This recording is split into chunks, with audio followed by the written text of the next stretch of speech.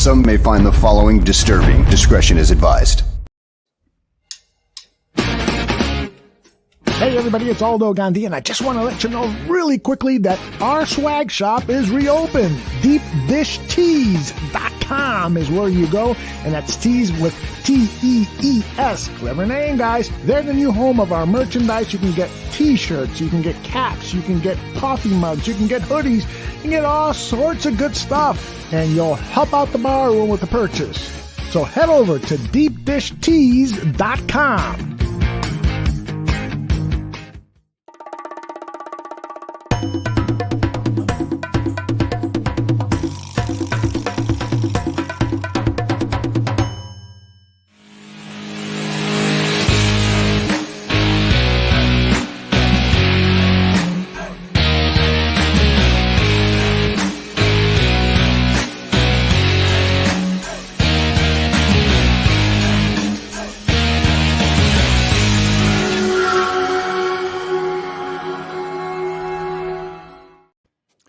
It is the day after a Chicago Bears game, and as promised, we have the Greg Gabriel Talks Football show. Greg, how are you? I'm always good. You are. You are always a positive influence on people. I don't know how to be negative. I'm being totally honest. I don't like negativity, and I try to always take a positive look at things. Mm-hmm. Yeah, well, you certainly do. At least on this show and in all of our encounters, you've always been Mr. Positivity. That's a great way to go through life. Oh, I told you what my nickname was at Halas Hall, which they gave me, and that was Dr. Feelgood. I love it. It's not because you were passing out drugs or anything. No. Hey, at that time of the world, drugs weren't legal in the state of Illinois. So, and they are now. I can vouch for that. Greg, let's start with your overall impressions on the latest loss by the Chicago Bears, this time to the Minnesota Vikings, a team that coming into the game that Matt Nagy had beaten 5 out of the last 6 times, but were fairly handled by the Vikings, although the score was closer than the game appeared. Well, that part I disagree with you. Okay, that was a game that they should have won. They could have won. And the Vikings did not beat the Bears. The Bears beat the Bears by their own mistakes, ineptness, or whatever. The defense, I thought, was overall for a game, especially going into that game, and you find out the entire secondary is out, with COVID-related illnesses and stuff. I thought the Vikings would pass for 350 yards, if not more. Mm-hmm. You know what their total passing offense was? 62 yards.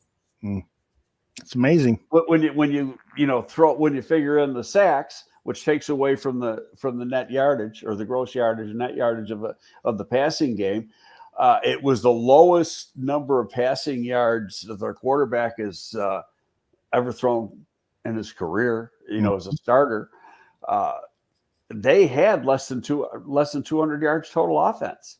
So from that standpoint, the first touchdown, that was a blown coverage, and you'd have to have a coach tell me which one of the DBs blew the coverage. When you're looking at it, it looks like it might be Vildor, but I have a feeling it wasn't Vildor. It was the other guy, and I can't remember who the hell the other guy was. But yeah, go ahead. No, you go ahead. I was going to speculate. I think it was Deion Bush playing the safety position, but I don't know. You had 2 receivers, you had 3 defensive backs on that one side. Right. Everybody went with Jefferson going inside, and then they were late. The slot receiver does like a flag or a corner route, and he's wide open for the touchdown. And actually, it was Jefferson was wide open for the touchdown. I think that was, totally blown coverage. Throw out that play, and the defense as a whole easily played well enough to win. Mm-hmm. Okay, now the offense, 6 trips inside the red zone, Mm-hmm. and counting the last play of the game, and they get 1 score, which was the last play of the game. And so now that play there was Bush getting beat, and Bush is the safety. He's not a man-to-man cover guy. If you got the people that are supposed to be in there in that coverage, maybe they still get the touchdown, but he's not wide open by 4 yards like he was. Mm-hmm.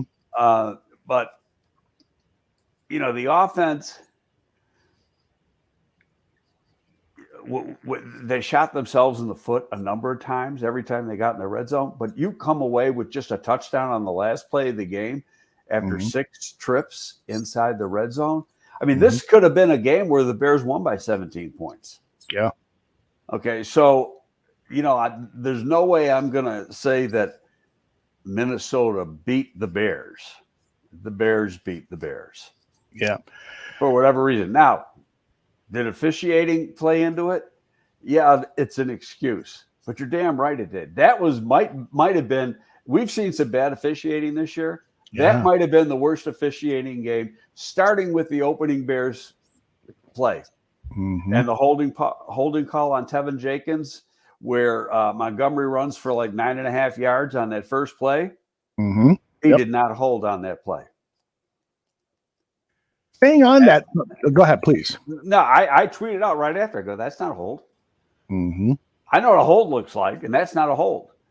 You could see that same thing 1,000 times, and they won't call it. Mm-hmm.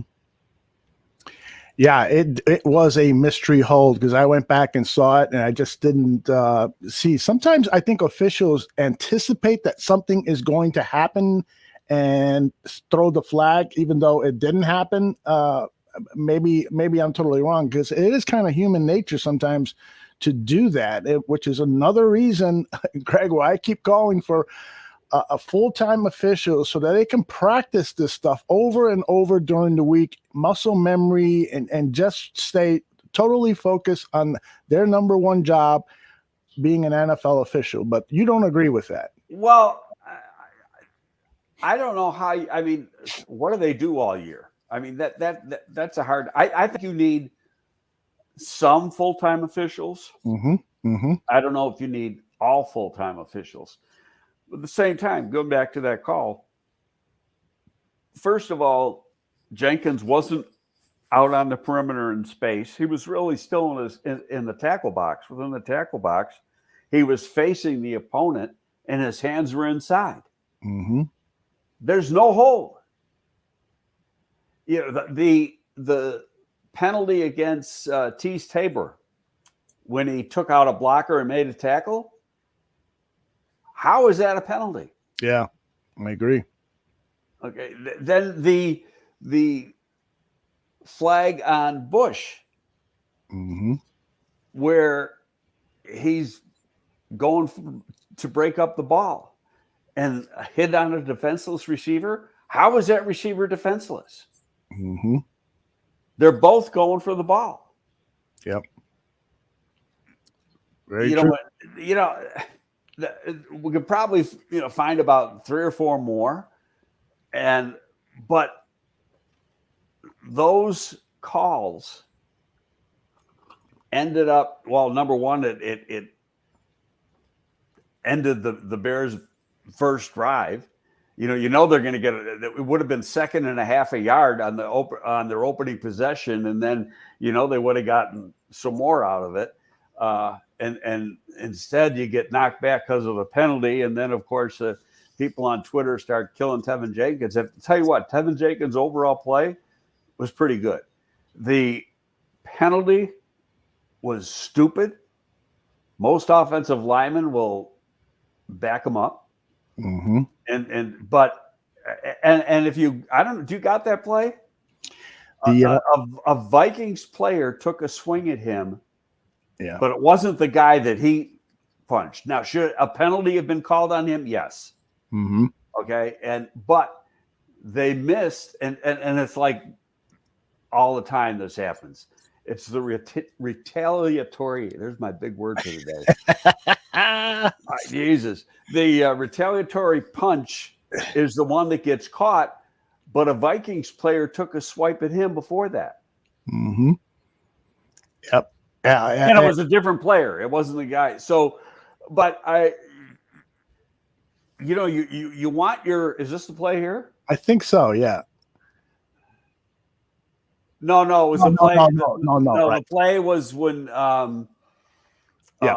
Fields got knocked out of bounds. Yeah, I'll look for it as we talk. But and then the other thing is after that play, after the scuffle, there comes Jermaine Ifedi, and he pushes quite demonstrably. There's my big word of the day. Jenkins and scolds him. Perhaps because the penalty hurt the team, but it seemed like, if anything, a fellow offensive lineman would congratulate the rookie for sticking up for his quarterback. No, I don't see it, but because Jenkins kept arguing, I think he was still eating. And Ifedi's like, get the fuck out of here. Shut up. Mm-hmm. Standing up for your quarterback and pushing people off. You got to do that to earn respect. And when you watch it, and some other people mentioned it, was Fields takes some hits that no other quarterback in the league gets. Oh my goodness. I said that last night too. And there's no flags. Mm-hmm. And the one where he took the hit to the head, I'm shocked they didn't. The guy up in the booth did not pull him out of the game at that point to have him check for a concussion, because you notice he got hit in the head and then he laid on the ground for a few seconds before he got up. Yeah, I mean, to me, that was the right thing to do, was bring in somebody, take him out, put in Foles, just check him for a concussion to make sure you're right that he's okay. The hit that what the hell is the punt returner's name? O'Donnell. No, not the punter. The returner. Jakeem Grant. Yeah, Jakeem Grant. That the hit he took was less vicious than the hit that Fields took. Right. And the guy up in the box, and that guy's in the replay booth, they buzz down, get him out of the game. We got to check him. Right. In that case, that's where it comes from. So I thought, some inconsistency there. The red zone woes were terrible. That 1 4th down call. I mean, I tweeted out after that here it is. Now watch the guy. Yeah, he punches Jenkins first, and Jenkins retaliates. Yeah, can you play it back? Coming at you. Here's the play. Oh, I went back too far. Darn it. Here, I believe. Oh, darn. What the hell? Oh, here it comes. Okay, now watch. That guy. Right. 58 takes a hits Jenkins in the head. Right. That's not the guy. Right. This is how it starts here. There's pushing and shoving. Jenkins says, "Get out of here." And the other guy comes and punches him. That guy punches him, and one other guy punches, and Jenkins swings back. Right. And then the flag goes. But that's the way it always happens. Right. But the problem why Ifedi does it is he's still standing there arguing. Mm-hmm. And it's like, okay, get the hell out of there. Let the fit. So either way, it was a penalty. The illegal procedure on him, that was a good call. So I mean, the first call was poor. The other two were good calls, but they really could have thrown 2 flags on the shoving thing and got both sides for unsportsmanlike conduct. Chris Watts says that sometimes those calls aren't called on Fields just because he's looked at as an athletic quarterback, not a pocket passer. So what? by the refs. Yeah, so what? He's a quarterback. Right, absolutely. And the factor asks, is being a black athletic quarterback part of the way ref fields? Do you think there's anything to that? I don't think. No, I'm not. That's ridiculous. I mean, yeah, he's a runner, but if you notice, he slides a lot. It's not like he tries to run through people, but he gets hit. There was a hit, I think, on a sack or something that he took exception to, and you know, it's just inconsistent. Part of it is he's a rookie. Yep. And you know, it's like the NBA. You know, some guys that they can do whatever they want, and they're not going to get a foul called on them. Well, you know, he's got to earn his stripes too, and until he does, the officials aren't going to give him all the calls he deserves.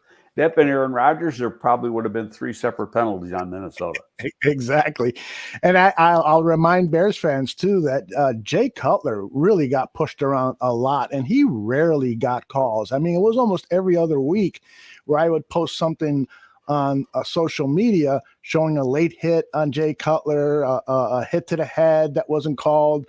Certain things, and I don't think this is a conspiracy against the Chicago Bears. I think every team has its own complaints on officials, and with us, unfortunately, it just seems that the Bears quarterback sometimes doesn't get the benefit of the doubt. Yeah, but here's the thing, Aldo, is that you know, you and I can sit and complain. We're fans, and that's what fans do, right? But for every complaint we had in that game,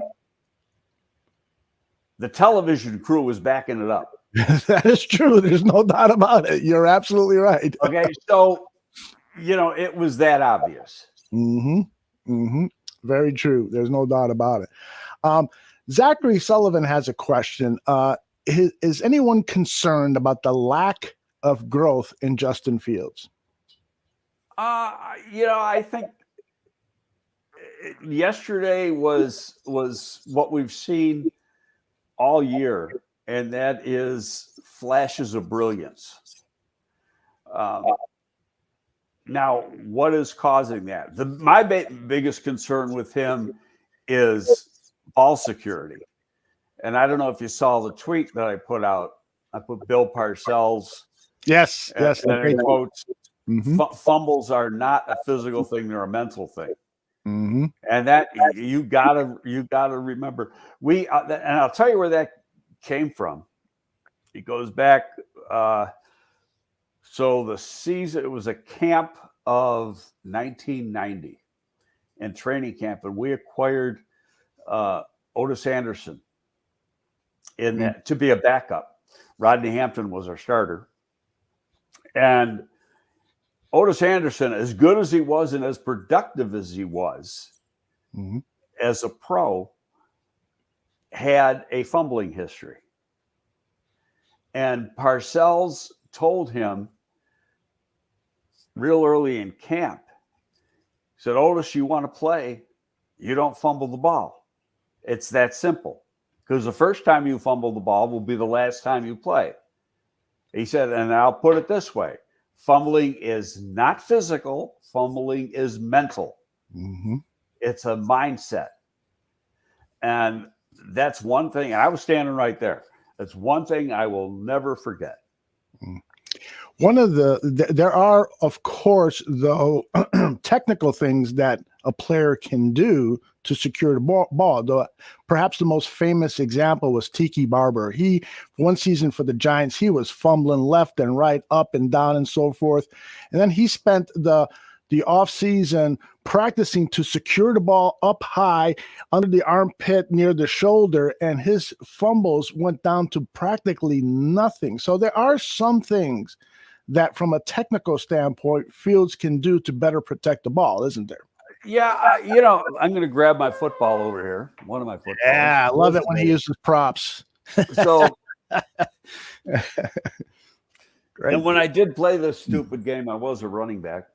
Yeah, there you go.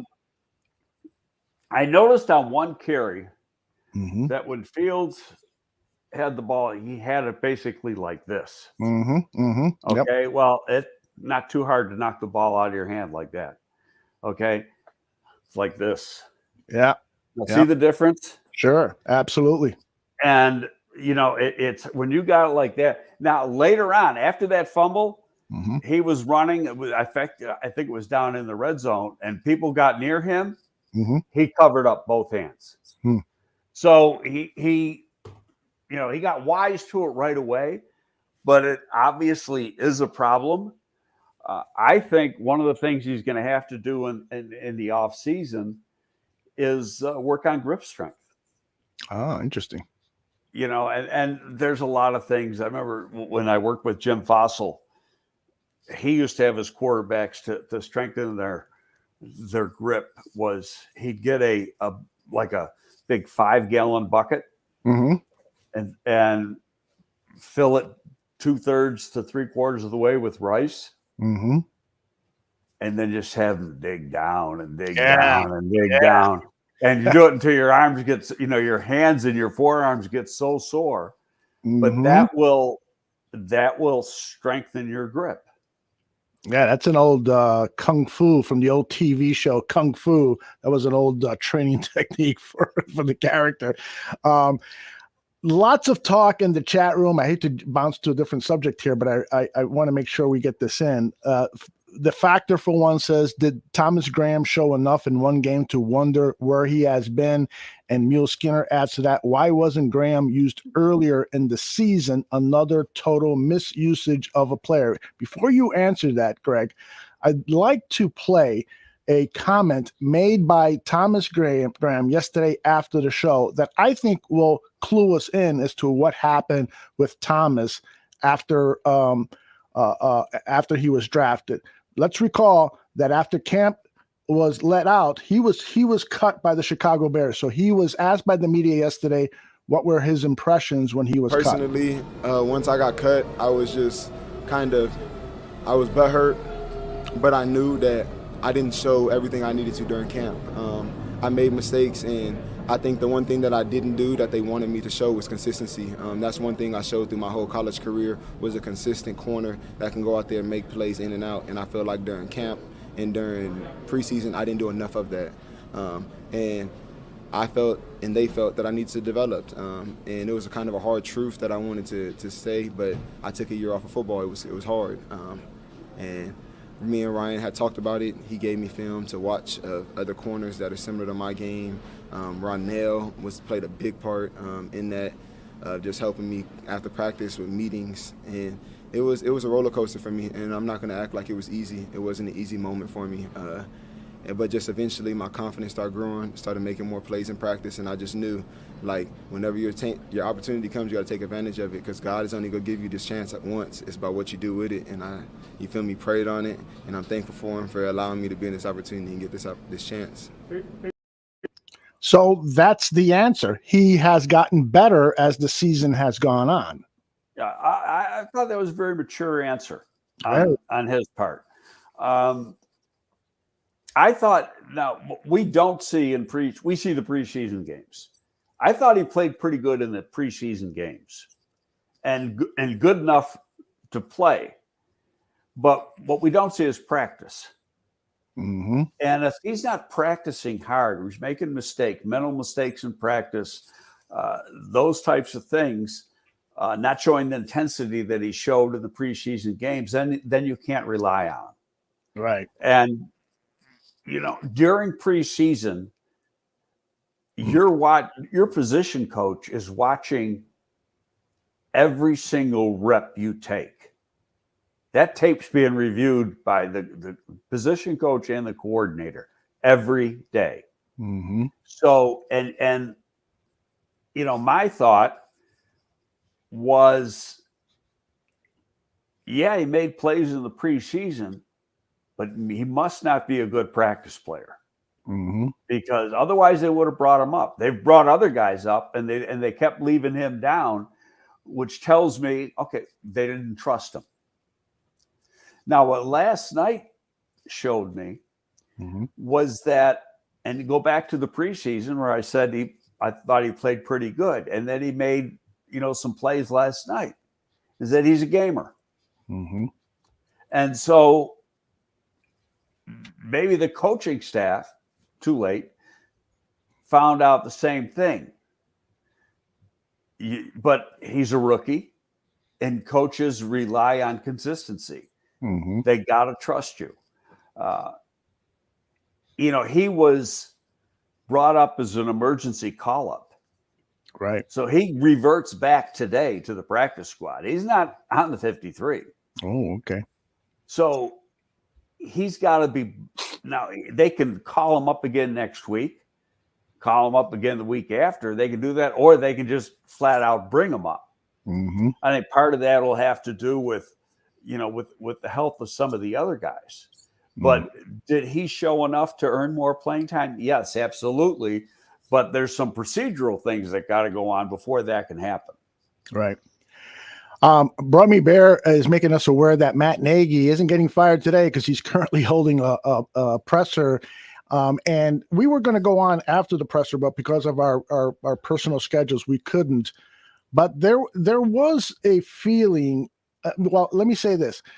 I don't think Matt Nagy is going to get fired during the season because of the pandemic, and there's already so much disruption going on. If you read Brad Biggs's 10 Thoughts column, he listed day by day everything that was going on over the last 7, 8, 9 days.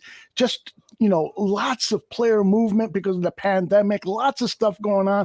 I think that to fire the head coach at this point would be so disruptive. It wouldn't be fair to the interim coach and the players to do such a disruptive thing at this point of the season, given the circumstances of what's going on with the pandemic. Your thoughts?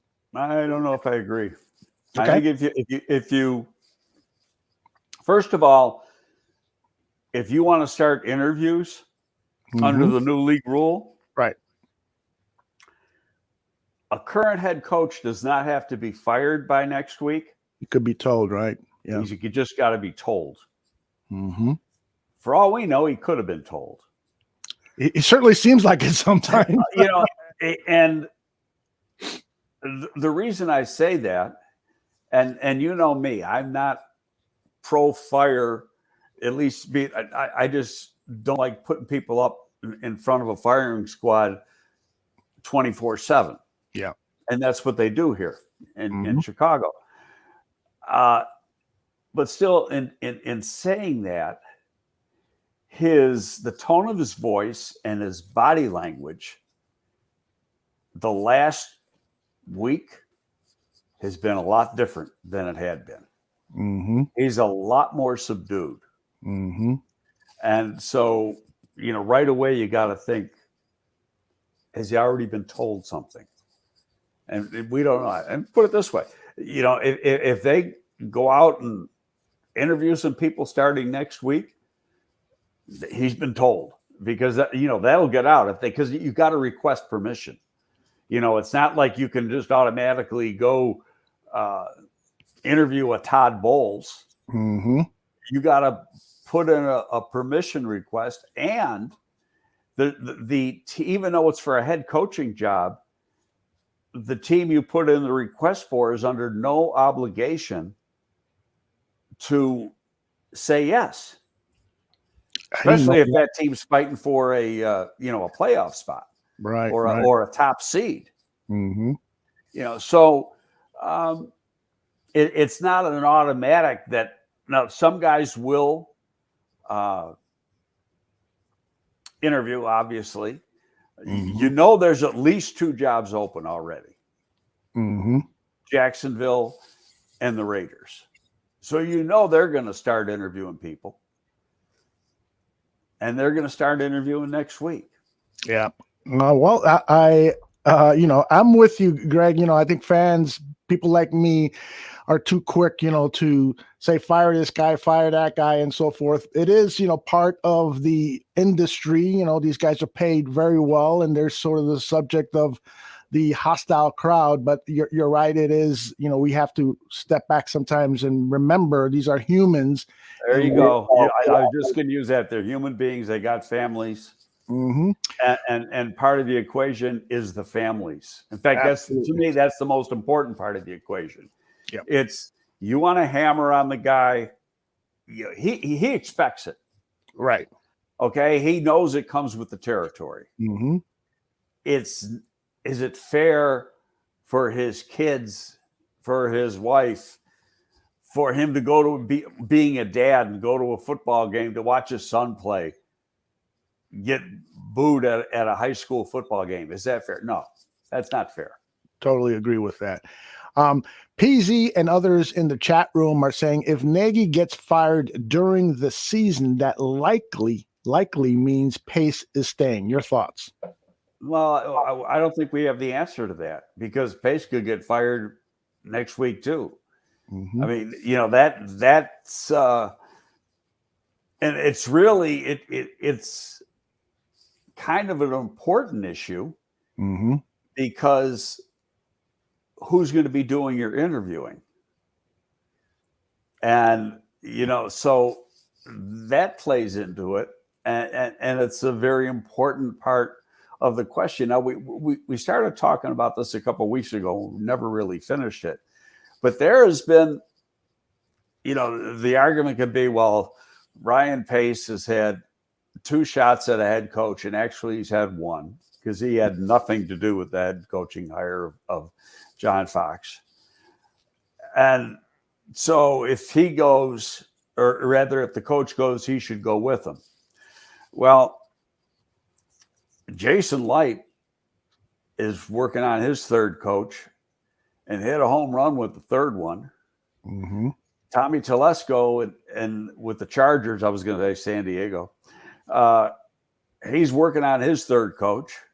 Mm-hmm. Probably got the best one of all of them with the 3rd one. So it's not like it hasn't happened before. Mm-hmm. Now, another thing I want to bring up, because I saw it in a tweet earlier today, and I think it was what's the show Mike Greenberg has? It called Get Up or something like that? Or, Get up. Yeah. Okay. Well, I guess Tannenbaum was on it, who I think's a horse's ass, and he didn't drag one franchise down; he dragged 2 down. So what's he an expert of? So he says today on Greeny's show, and I saw the tweet. I didn't see the show. I don't watch it. Mm-hmm. I loved Mike and Mike. Mm-hmm. I don't like this show at all. But anyway, he said Jacksonville's a more attractive coasting destination than Chicago. Is he out of his freaking mind? I felt like, retweeting it with a, a response and say, what the hell has Tannenbaum ever had right? Yeah, I mean, and it's funny that you say that, because Greg, sometimes I watch that show maybe 2 or 3 days out of the week, and when I hear Tannenbaum talk, it's one of those things where I say to myself, you know what? I can't believe this guy was a high-ranking administrative person in the National Football League, that he was in charge of making these big decisions. He sounds like an average fan. And so, did you know his background? He was a cap guy. He's a finance guy. Okay, that explains it. So now he was originally the Jets cap guy, Mm-hmm. and all of a sudden he becomes a football guru. Mm-hmm. Wrong. I guarantee he never played the game once in his life, and I'm not saying you have to play to know that, but this guy, his football background before he became a general manager was he ran the cap for the Jets. Mm-hmm.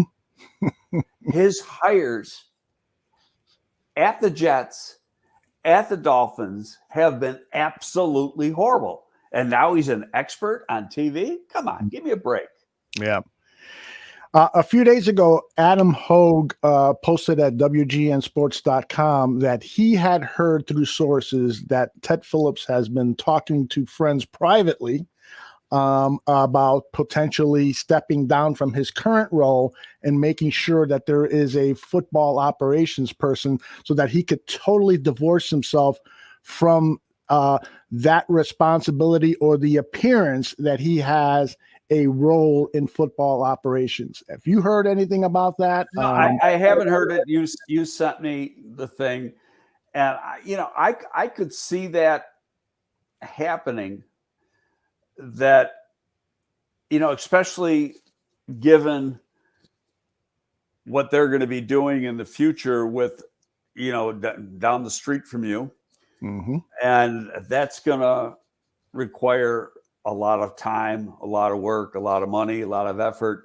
And will he even have the time to be involved with football? And, having worked with Ted for almost 10 years, he's not anywhere near as involved with football as some people think he is. Mm-hmm. He lets the football people do the football. He has, you got to go to him for the money, Mm-hmm. because he has to say yay or nay on the money. But if my experience is, go in with a good presentation, you're going to come out with the money in your hand. Mm-hmm. And with me, I think that was 100% case.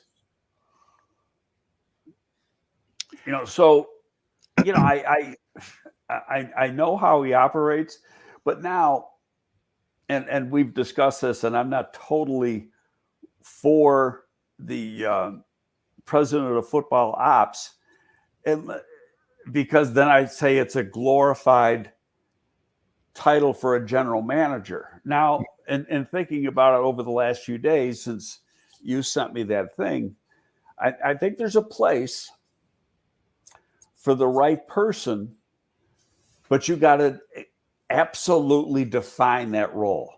Mm-hmm. Okay. And the general manager is basically head of football operations. Mm-hmm. Okay. Not the head coach and the scouting department aren't the only, the coaching staff and the scouting department aren't the only people that answer to him. Mm-hmm. The training staff answers to him. The nutrition staff answers to him. The weight room people answer to him. The video people answer to him. Anything having to do with the product on the field goes back to the general manager.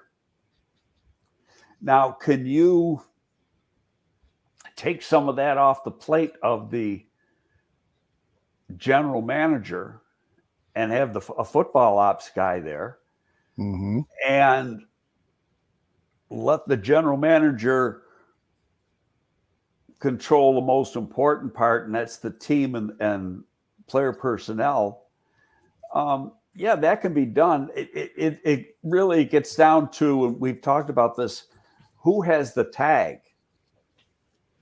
And you can still give the person, the GM, that 53-man roster tag, Mm-hmm. and have a football ops guy there, Mm-hmm. and more of a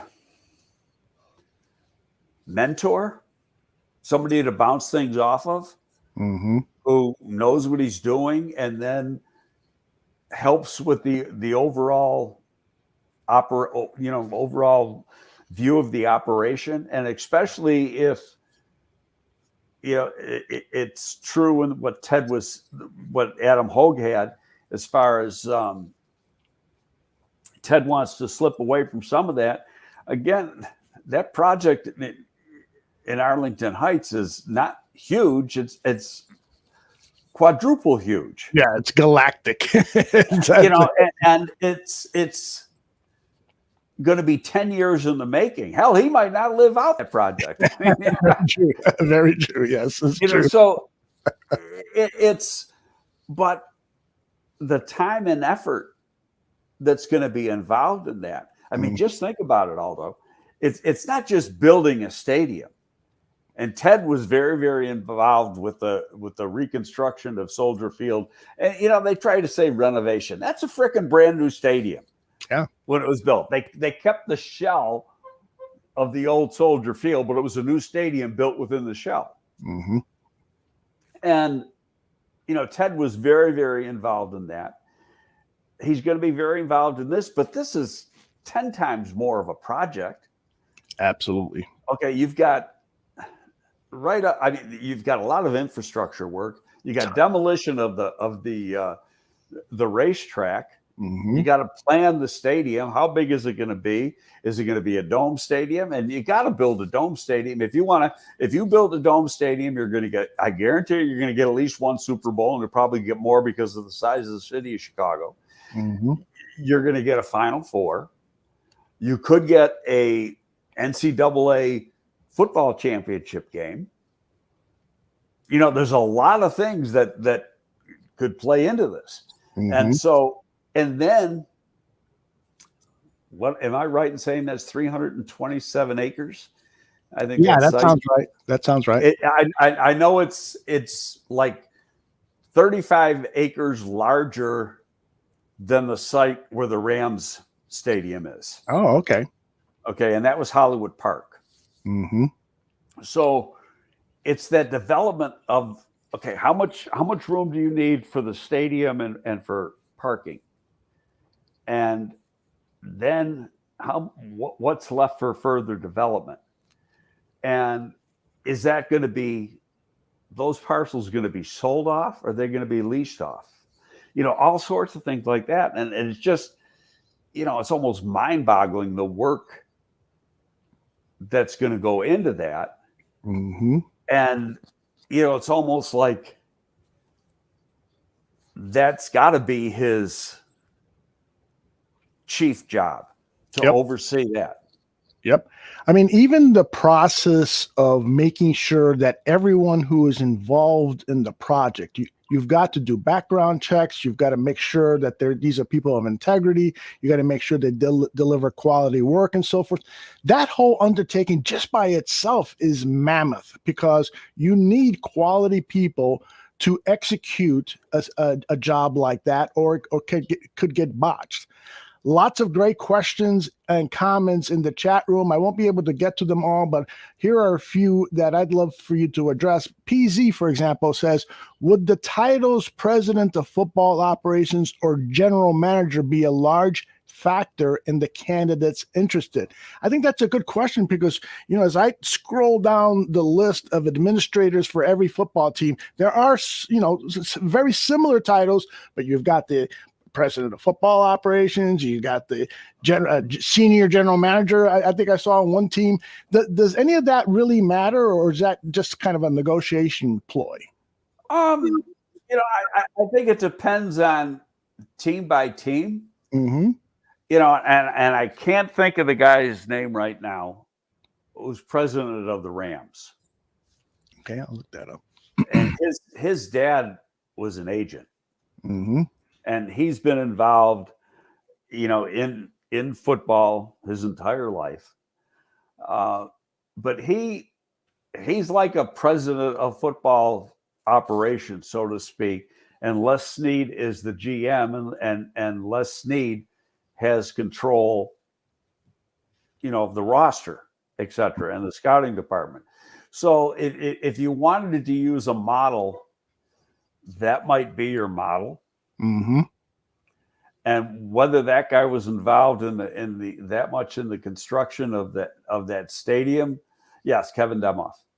And Kevin's I've met Kevin a few times, and he's really a good guy, but he's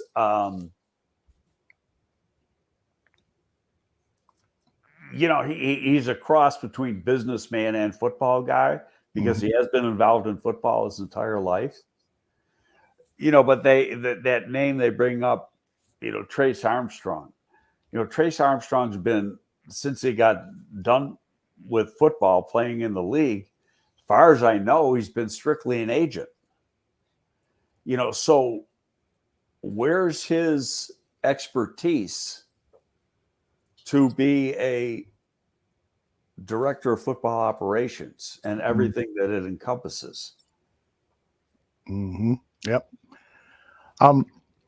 Another question here about this one. I wanted to make sure to get in, and I'm scrolling for it. I should have started. I did start it. The Factor asks, can't wait to hear what Greg thinks about Fields making the accountability comment. Would that comment piss off Matt Nagy?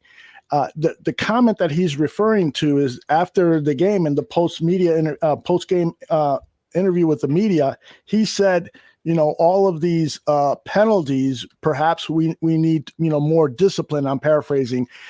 At Ohio State, we would run laps when we would make more penalties. So it seemed like an indirect insult to Matt Nagy for not correcting these discipline problems, these penalty problems. Your thoughts? I tend to agree with him.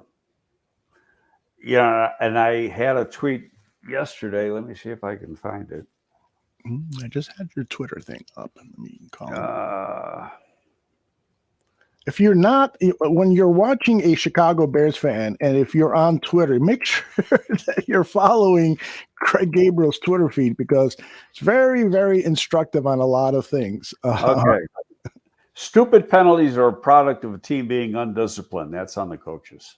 That was the tweet. Yep. I see it now. And so, I think anytime a team is undisciplined, it is 90% on the coaches. You've got to have accountability for the guys making dumb mistakes. And, what's the accountability? Is it money? Mm-hmm. Usually that's the only thing you can do. Running laps and stuff, that doesn't necessarily work with pros, but money has a way of working. Mm-hmm. But there's only, because of the CBA, there's only so much money you can take for certain things. Mm-hmm. Yeah, exactly. Which is too bad. I mean, I wish. But the other thing is, you make stupid plays, you don't play. Mm-hmm. That's real simple. You want to play, right? Yeah. Okay, don't make a mistake. I remember when I was a player, I mean, I only had to be told once. Yeah, and which brings me up to a thing, because I had a little thing going back and forth with Jason McKee last night. Mm-hmm. And there was the flag on Daz Newsome. Mm-hmm. Lining up. He was probably a good 1.5 feet offside lining up. How does he not know that? And I said went back and forth with Jason. I said, there's a reason why he's on the practice squad. Mm-hmm. And that's part of the reason. I don't think, having listened to him and watching him, he's a talented guy. But you got to pay attention to detail. And that's it. Again, I'll go back to what I said earlier. We were talking about Graham. The coaches have to trust you. Mm-hmm. I don't think the coaches trust him. And that's why he stays on the practice squad. They've brought up other guys, but they had to bring him up yesterday. Mm-hmm. Right. When he was brought up one other time for a game day call up, sent down, right back down the next day. And he had ran a bad route and dropped a pass. Mm. So he's got talent to play in the league. Sure. And be a halfway decent player. But I think at this point, he's probably immature. And I don't know him from Adam, so I might not be fair in saying that. But when I see a guy line up offsides, mm-hmm. and it's not even like this much, it's this much. Yeah. Right. What are you thinking? It's crazy. And, am I wrong in saying, shouldn't there be like a veteran, the center, one of the offensive linemen who looks left and right? And if somebody's lined up offside, shouldn't he be corrected by a veteran? You can ask the official. Ah. You ever seen, and you don't see it as much now, where a split out receiver put his arm out like this and look over at the official, mm-hmm. and the official will tell him. Yep, I've seen that, absolutely. But if you don't ask, he's not going to tell. Yeah. Alan has a question here. He asked, would Bill Polian be a good choice to run an organization, or is he too old? I wouldn't want Bill Polian. How come? No. And yes, he is too old. Yeah, he's got to be in his late 80s, I think. I don't know. He's not in his late 80s. I think he's in his late 70s. He just looked like he's been in his late 70s for the last 70 years. Yeah, I met Polian when he first came into the league. He was working for the Buffalo Bills, and I was when he first started, I was still part-time with Polian, and then I went to national scouting. When I was back in town, I'd always go over to the Bills offices because my mentor was Norm Pollum, who was the director of player personnel for the Bills at that time. And actually, Ralph Wilson went to Norm to ask him if he wanted Terry Bledsoe was the GM. Terry got very ill. He couldn't continue working. He asked Norm if he wanted that job, and Norm said, I don't want that job. So they went to Polian. But then Polian went on to stab Norm in the back, and Norm's the guy who got him there to begin with. And I think you always got to have loyalty to the people that brought you there. When I worked for the Bears, my first loyalty was to Jerry Angelo. Why? Number one, he'd been a friend going back to 1984. And number two, I'm not there unless Jerry Angelo hires me. So that's the person I'm loyal to first. But Polian, I think the game's passed him by a little bit. Yeah. He's 79 years old, by the way. Yeah. So no, there's, maybe Trace Armstrong is the guy. I don't know. We're gonna have to see what happens. There's got to be some quality people, but you're working on a timeline here too. And I'm not so, if this person, director of football operations, and this is something we you're the producer, you can look this one up and find out. If I want to hire a head coach or a GM, the Rooney Rule comes into effect. Right. Okay. Does a president of football operations who doesn't get the tag of having control over the 53-man roster, does the Rooney Rule come into effect? Interesting. And it has, to me, it has nothing to do with anything racial. It's wanting to get a hired. For all we know, they could have already been interviewed. If that's not the case, they could have been talking to people already. Not necessarily, not people from another team, but people that are, college athletic director or whatever. Exactly. Somebody in business. You could be doing that because you got time constraints. And if we don't know, everybody assumes there's going to be a change. Well, until a change happens, we don't know. I think from the standpoint, there were a lot of empty seats last night. That's the biggest statement fans can make. Don't show up to the games. That's right.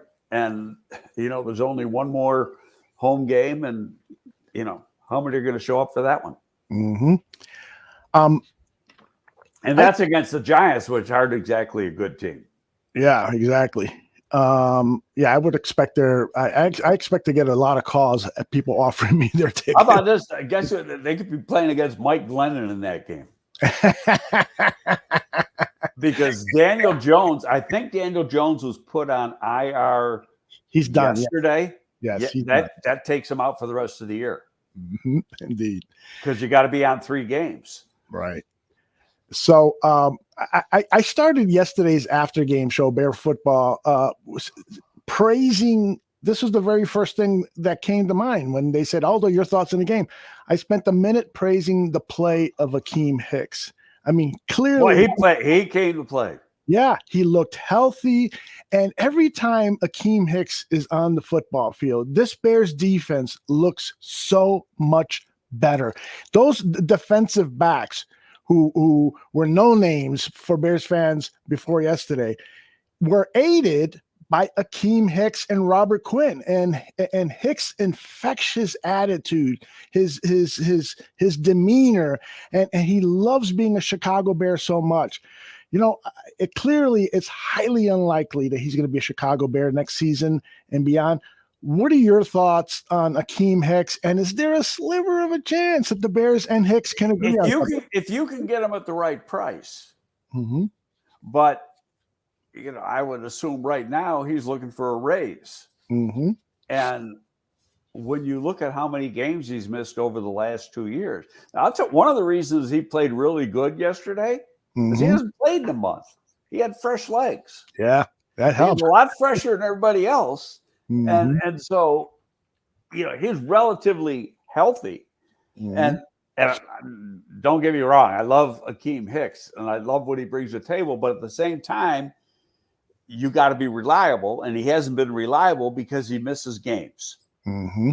Okay. Now, and I'm glad you brought up Quinn because I wanted to bring this up. There was a guy who follows me on Twitter, and I can't remember what his name is, and it doesn't matter. But he was going through what he would do with the roster at the end of the season next spring. And one of the things was, you know, designate for a June 1st cut Quinn. What? Yeah, so I sent it back. I go, are you out of your freaking mind? Well, he's going to cost so-and-so money. This is the best year he's had in a long time.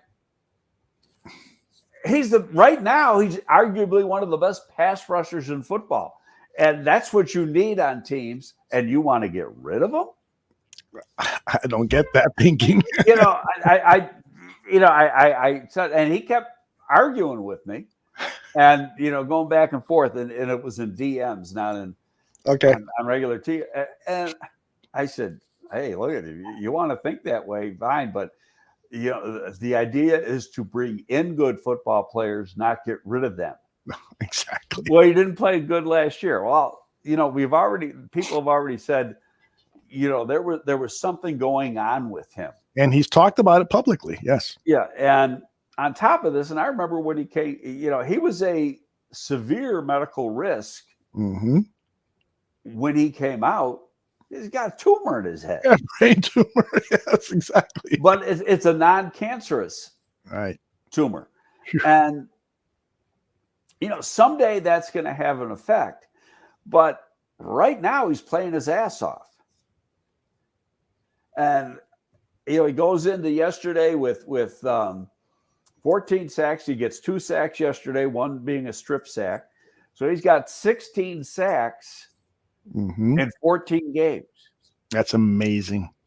You know, the guy's having a hell of a season. The next sack he gets, he sets a Bears record. Yep. Yeah, let's designate him for a June 1st cut.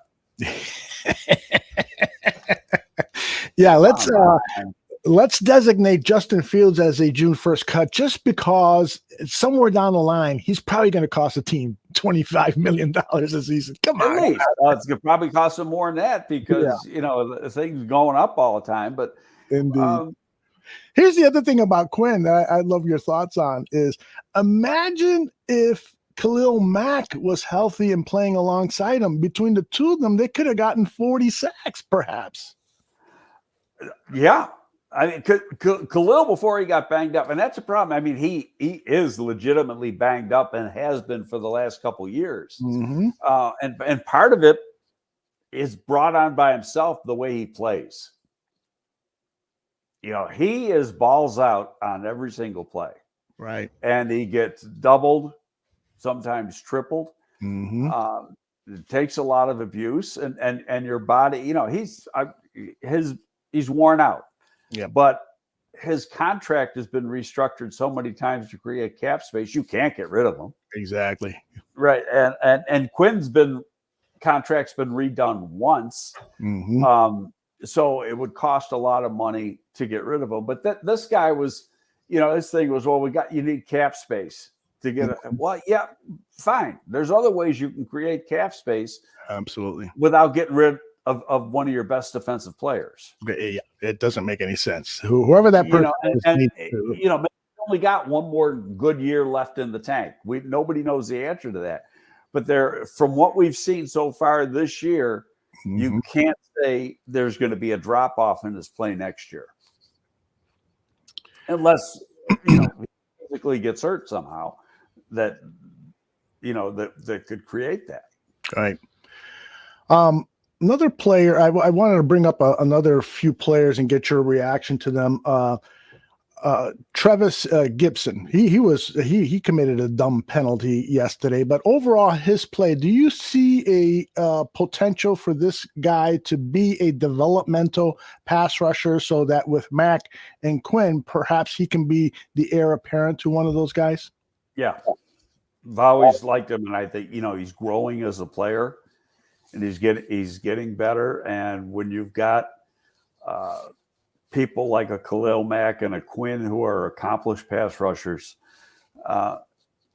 that's gonna, they can mentor a young guy like Gibson and help him get better. And I think he's good in that role right now. They want to, in a perfect world, they want to play a 4-man rotation at that position, at least with this staff right now. And at those two outside things. So you've always got fresh people in there. I love that idea. I mean, colleges have been doing that stuff for years. It's only recently that the pros have been doing it. But, you never see that happen on the offensive line, and you can't. But on the defensive line, if you've got to go into the season with 5 or 6 good players that you can win with. On the 3 defensive line positions. And which brings up a point, you're going to say, well, this team's built to be a 3-4 team. Well, how often do they line up in a base 3-4? Maybe 30% of the time. Not even. Okay.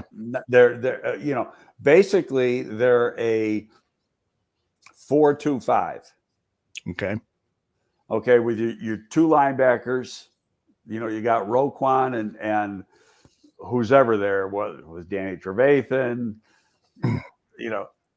number 44. You got those guys, but your outside guys are defensive ends when you get in your sub package. Now you may mix it up and have one drop or something, but then you're bringing somebody else if they're going to drop, and that's just a defensive play call. And then you're playing with 5 defensive backs, and sometimes you're taking out one of the linebackers and you're playing with 6 DBs. So if you bring in a new coaching staff, what the base scheme is, I don't think is going to matter with the personnel that is already here. Now, this isn't, this is more of a 1-gap 3-4 team than a 2-gap 3-4 team.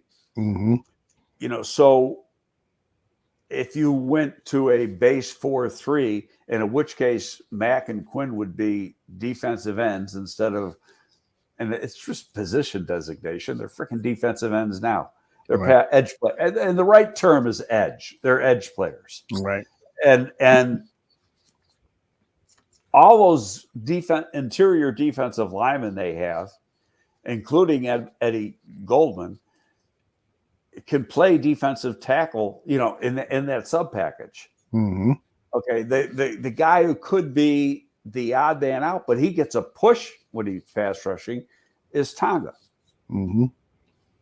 Who was surprisingly not active yesterday, perhaps. I think he's got a foot or something.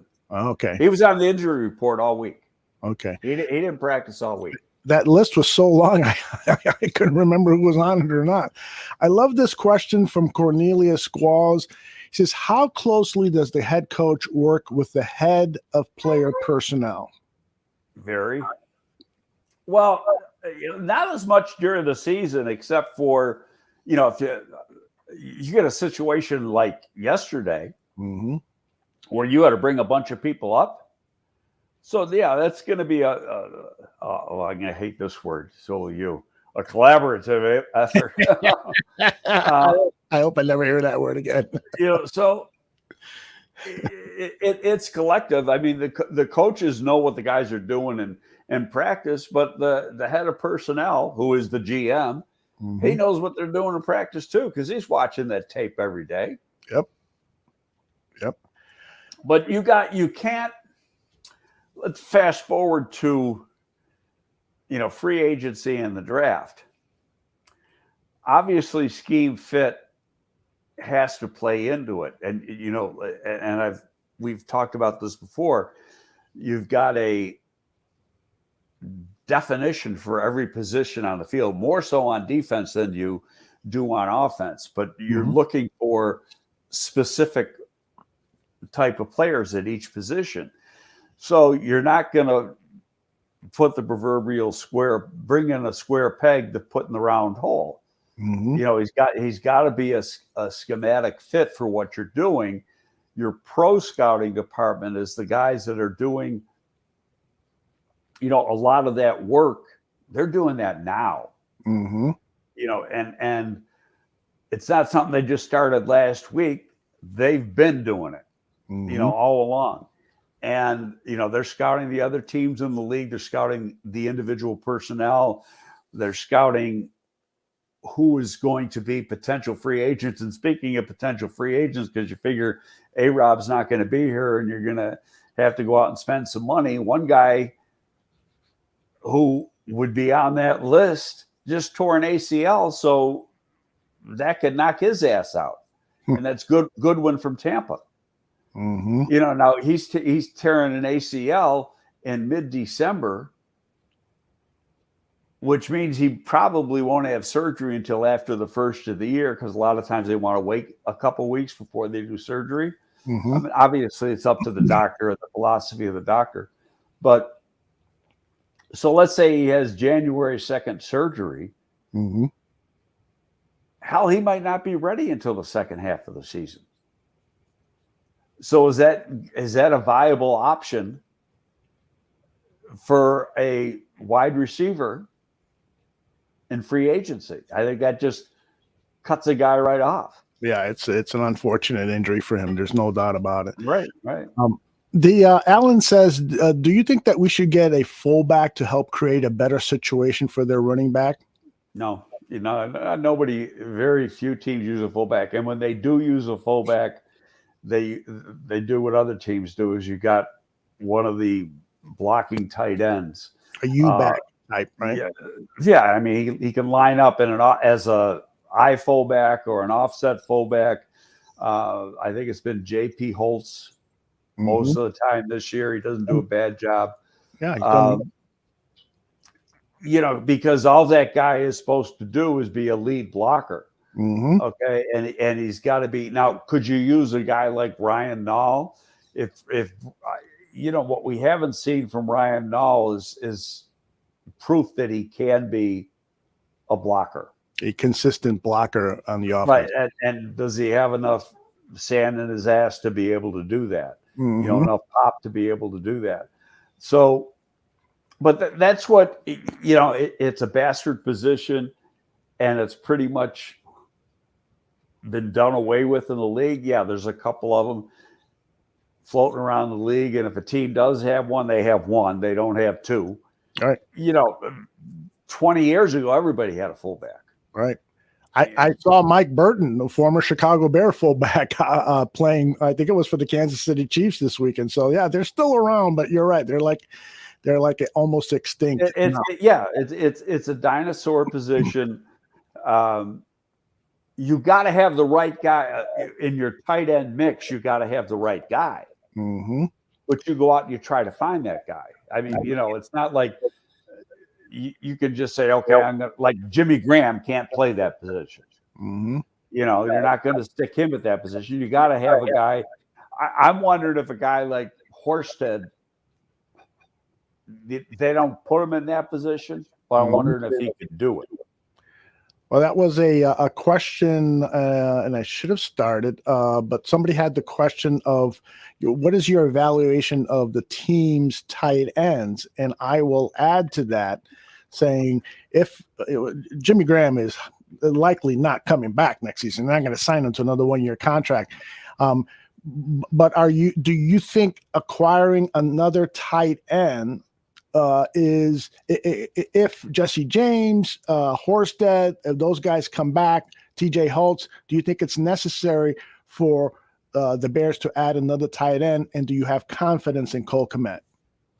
Yeah, I think, does he have his periodic drop? Yeah, and that's gonna, that's more concentration, and he's gonna get better. Right now, he's the second leading receiver on the team. Mm-hmm. I think he's only going to get better.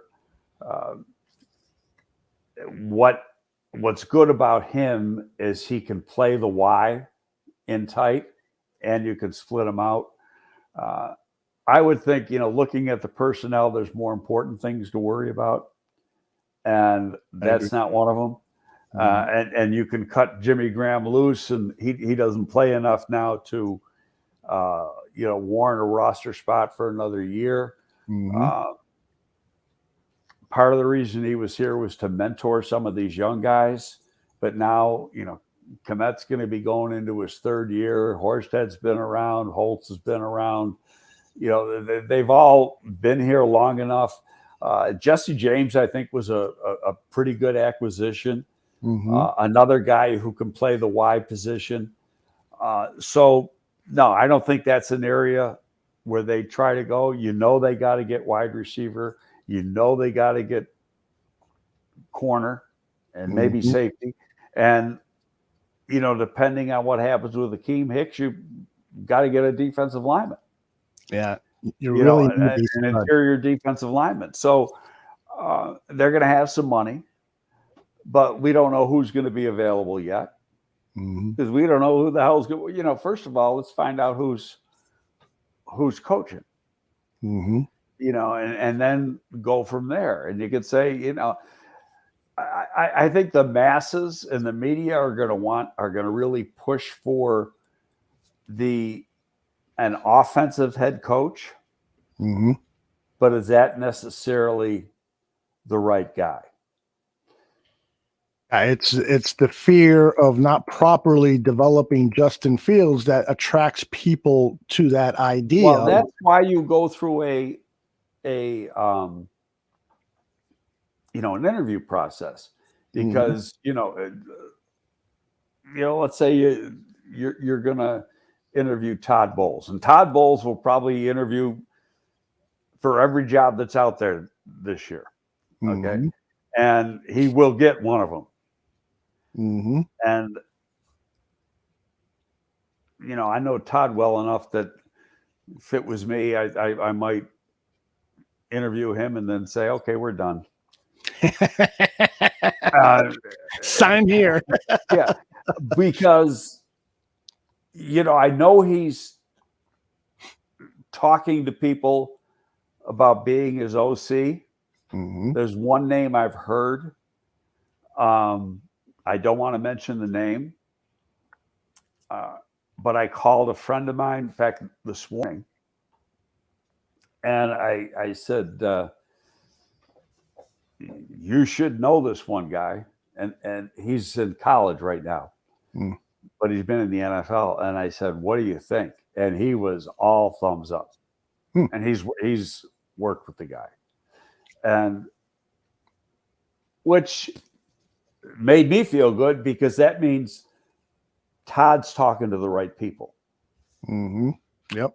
And off the air, I'll tell you who it is, but I'm not gonna, I'm not gonna put it out, because that just wouldn't be fair. Mm-hmm.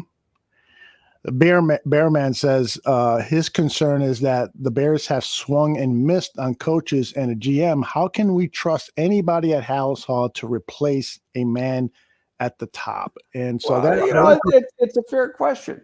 But Mm-hmm. you know what? We had a good person in there that was brought in June of 2001. And won 4 division titles and got to a Super Bowl. Mm-hmm. And that person was hired by Ted Phillips and which McCaskey was? It was Michael McCaskey. Yeah. Ted pretty much did that job. Okay. Did that one. Okay.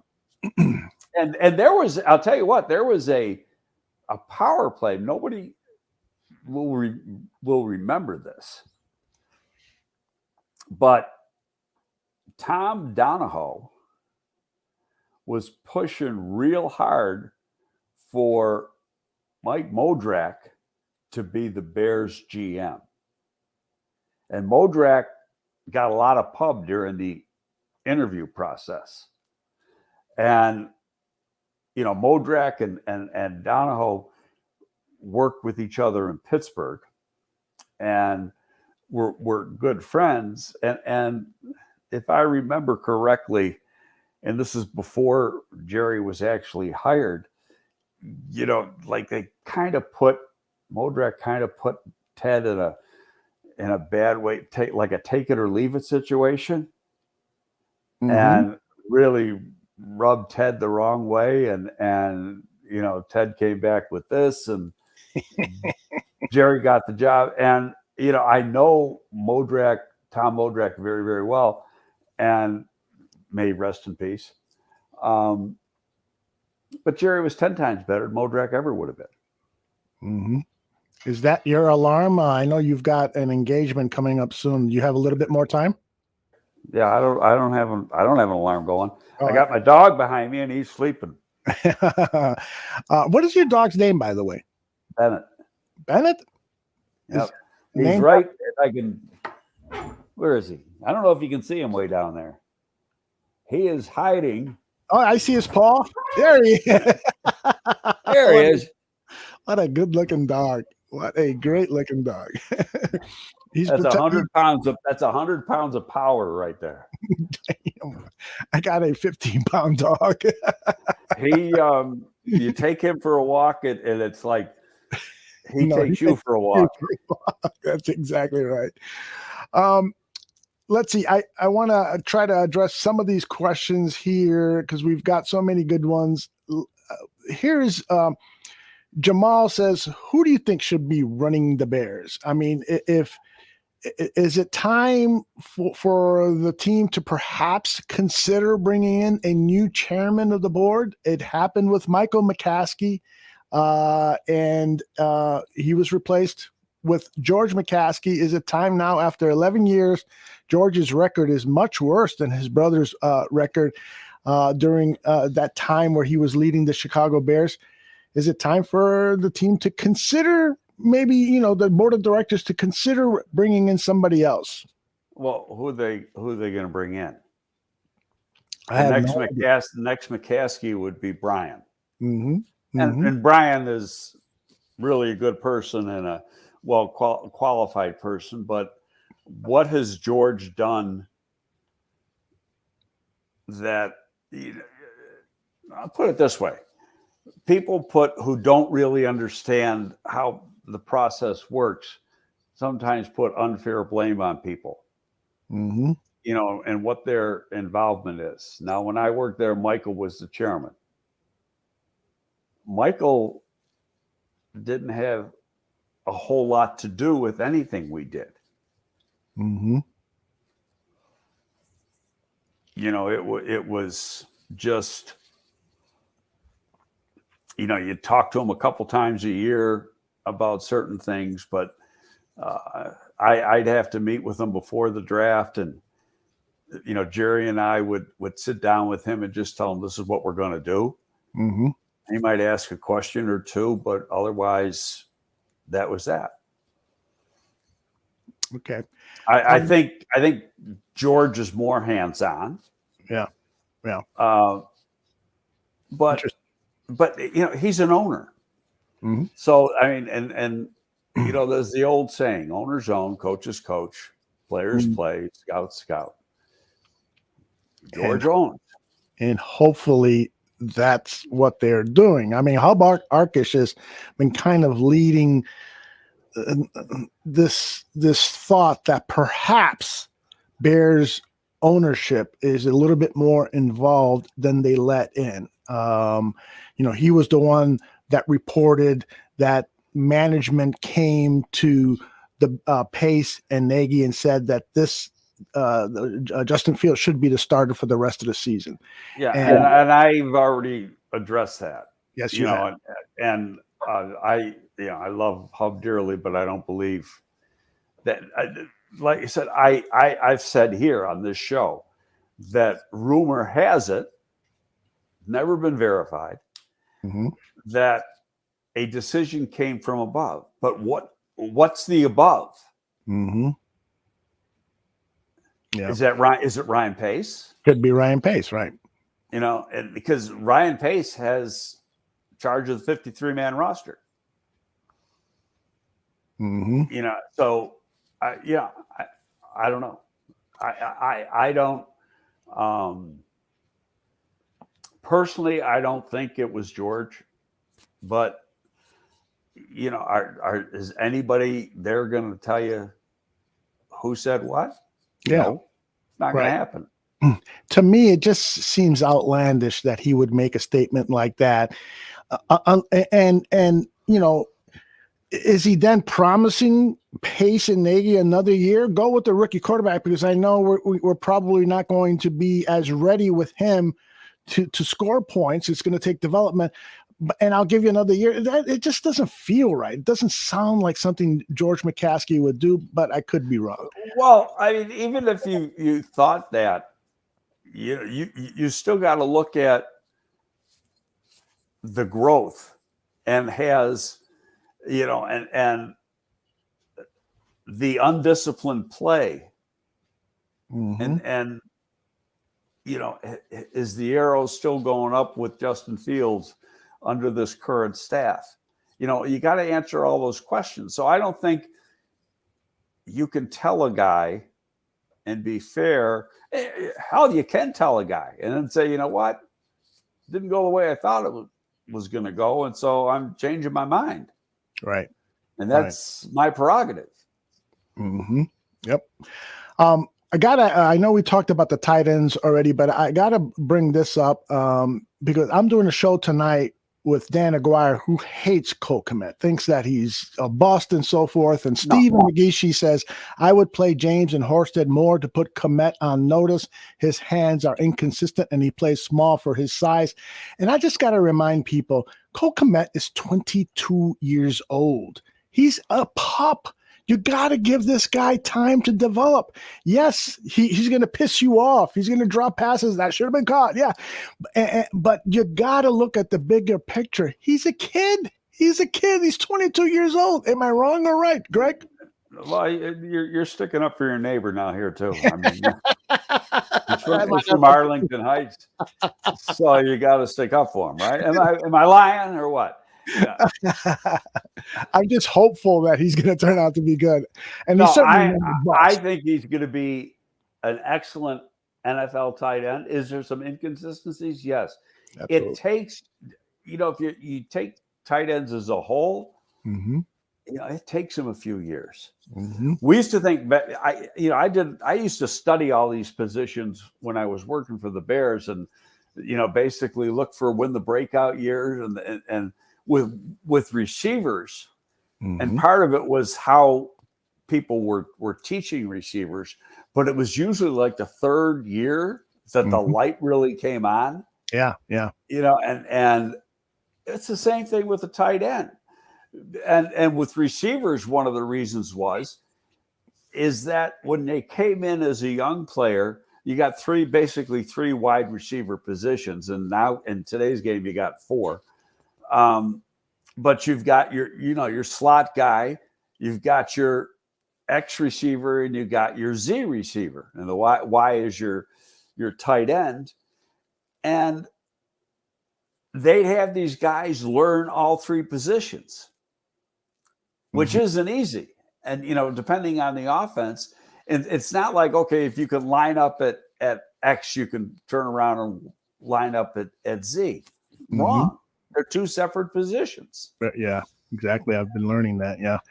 So, and what that player is supposed to do And, on each given play, and then you've got sight adjustments, especially for a guy, we can go back to Kevin White.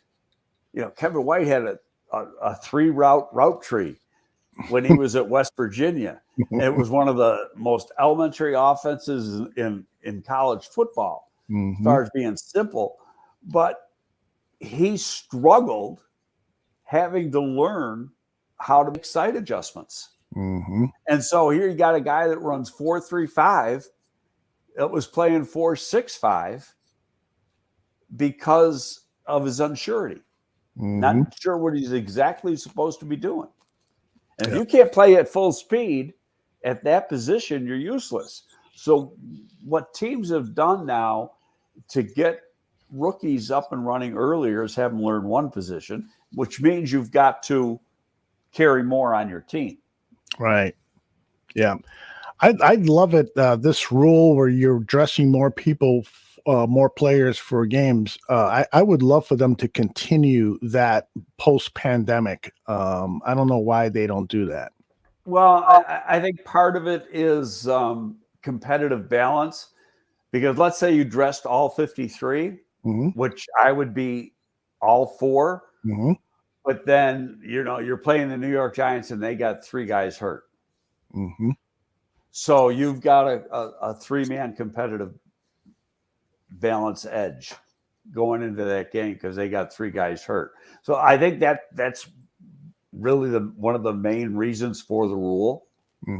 But the way I look at it is tough shit. You colleges don't have that rule. You got 85 on scholarship. If guys are hurt, they're hurt. Right. Yeah. And you only can take X amount of guys, and I don't know what the number is, on road games, except for bowl games. But, so you're when you're on the road, you're playing with a limited roster to begin with. Now, it might be 60 players that you're taking on the road, but still, out of your 85, but there's guys you're leaving at home. Right.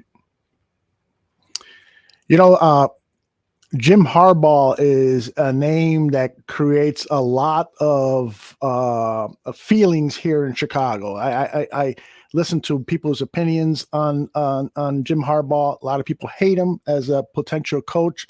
A lot of people are really intrigued by that. The factor asks, Greg, Jim Harbaugh likes control. Would the control Jim Harbaugh may want be a problem for the McCaskies and Pace?